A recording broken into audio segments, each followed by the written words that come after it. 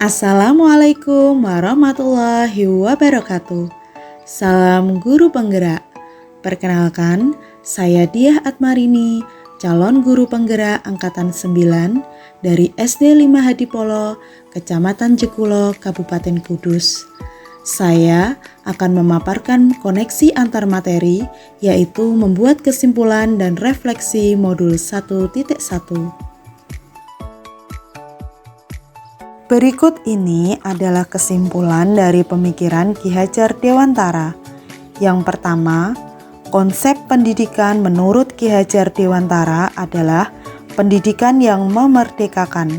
Artinya, proses pendidikan harus menghamba pada peserta didik. Ki Hajar Dewantara percaya bahwa pendidikan harus memberikan kesempatan bagi peserta didik untuk mengembangkan bakat dan minat mereka secara bebas tanpa adanya tekanan atau keterbatasan yang membatasi potensi mereka. Oleh karena itu, kemerdekaan menjadi dasar penting dalam pendidikan menurut Ki Hajar Dewantara. Kesimpulan yang kedua, guru berperan sebagai pamong yang menuntun, memfasilitasi dan mendampingi proses pembelajaran, menerapkan konsep pembelajaran yang mendorong berpikir kritis, kreatif, komunikasi, dan kolaborasi. Pendidikan adalah proses menuntun segala kodrat yang ada pada anak-anak, agar mereka dapat mencapai keselamatan dan kebahagiaan yang setinggi-tingginya, baik sebagai manusia maupun sebagai anggota masyarakat. Kesimpulan yang ketiga, Ki Hajar Dewantara juga mengajarkan tentang kodrat alam sebagai dasar pendidikan. Menurutnya, manusia harus memahami kodrat alam sebagai bagian dari pembentukan karakter yang seimbang. Kodrat alam menurutnya meliputi 5 aspek, yaitu aspek spiritual, sosial, fisik, intelektual, dan emosional.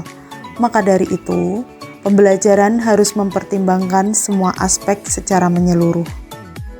Kesimpulan yang keempat, pendidikan bukan hanya sekedar memberikan pengetahuan dan keterampilan saja, tetapi juga melibatkan pembentukan karakter dan moral peserta didik agar menjadi manusia yang lebih baik.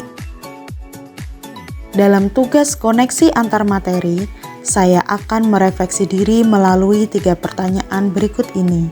Yang pertama, apa yang Anda percaya tentang murid dan pembelajaran di kelas sebelum Anda mempelajari modul 1.1?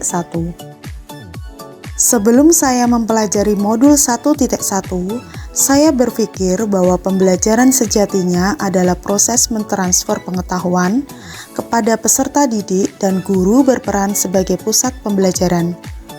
Pembelajaran dianggap berhasil jika peserta didik mencapai KKM yang ditentukan. Pembelajaran terfokus pada kognitif anak dan metode yang digunakan masih konvensional. Pembelajaran hanya terjadi di kelas dengan guru sebagai satu-satunya sumber belajar, dan peserta didik hanya pasif, mendengarkan, mencatat, dan menghafal. Peserta didik belajar dengan cara yang sama dalam pembelajaran. Pembelajaran saya sebelum mempelajari modul 1.1 yaitu yang pertama, pembelajaran berpusat pada guru atau transfer pengetahuan. Yang kedua, keberhasilan pembelajaran terlihat dari peserta didik yang mencapai KKM. Yang ketiga, motivasi belajar yang masih rendah. Yang keempat, peserta didik cenderung pasif dalam mengikuti pembelajaran. Yang kelima, kegiatan pembelajaran kurang bervariasi. Yang keenam, tidak adanya kolaborasi antar peserta didik. Yang ketujuh, didominasi aktivitas mencatat, menulis, dan menghafal. Yang kedelapan, hanya melihat nilai dari aspek kognitif saja. Yang kesembilan, pembelajaran masih konvensional, tidak sesuai minat dan bakat anak. Yang 10, sering merasa gagal jika banyak murid yang tidak tuntas evaluasi. 11, kurang kreatif dan pembelajaran terkesan monoton. Pertanyaan yang kedua yaitu, Apa yang berubah dari pemikiran atau perilaku Anda setelah mempelajari modul ini? Setelah saya mempelajari modul 1.1, saya menjadi paham tentang pendidikan yang sesungguhnya, yaitu sesuai dengan pemikiran Ki Hajar Dewantara, bahwa pendidikan hendaknya menghamba pada anak, di mana pembelajaran berpusat pada peserta didik, memberikan kemerdekaan kepada peserta didik dalam proses pembelajaran sesuai kreativitas, dan guru sebagai fasilitator yang menuntun dan mendampingi peserta didik. Peserta didik bebas berekspresi dan belajar sesuai dengan karakteristiknya masing-masing. Pembelajaran setelah mempelajari modul 1.1 yaitu yang pertama, pembelajaran berpusat pada peserta didik. Yang kedua, peserta didik diberikan kesempatan untuk berdiskusi secara kelompok. Yang ketiga, menerapkan model dan media pembelajaran yang bervariasi sesuai karakteristik peserta didik. Yang keempat, proses pembelajaran yang memperhatikan berbagai aspek. Yang kelima, pembelajaran menggunakan sumber belajar yang beragam dan menarik. Yang keenam, guru sebagai fasilitator dalam pembelajaran. Yang ketujuh, guru harus memahami karakteristik peserta didik. Yang kedelapan, memberikan kesempatan peserta didik untuk tumbuh sesuai dengan kodratnya. Yang kesembilan, guru harus ikhlas dan penuh kesabaran dalam melaksanakan pembelajaran. Yang kesepuluh, pembelajaran menerapkan ice breaking sehingga lebih menyenangkan.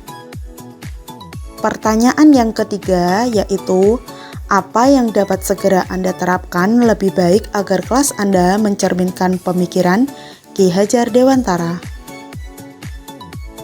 Penerapan pembelajaran sesuai dengan pemikiran Ki Hajar Dewantara. Yang pertama, menerapkan konsep pembelajaran yang mendorong berpikir kritis, kreatif, komunikasi, dan kolaborasi.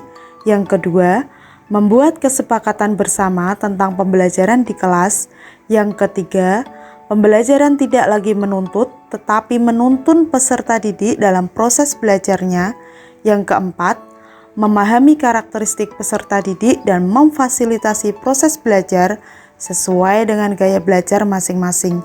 Yang kelima, peserta didik sebagai pusat pembelajaran di mana mereka bebas untuk berekspresi dalam pembelajaran.